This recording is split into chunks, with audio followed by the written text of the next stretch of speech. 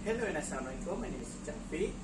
Today I'm going to teaching you how you could use partial physical form in order to teach your children to bend their trunk to the left or to the right. So, as its name suggests, partial physical form means that we are going to be doing hands-on, meaning I'm going to be holding and helping the children to bend their hips or their trunk. So the first thing and foremost, the thing that I will do, I'll hold here during their hips. I'll hold here. Then maybe I'll hold here if I want to push them over here, and I'll hold here if I want to push them over here.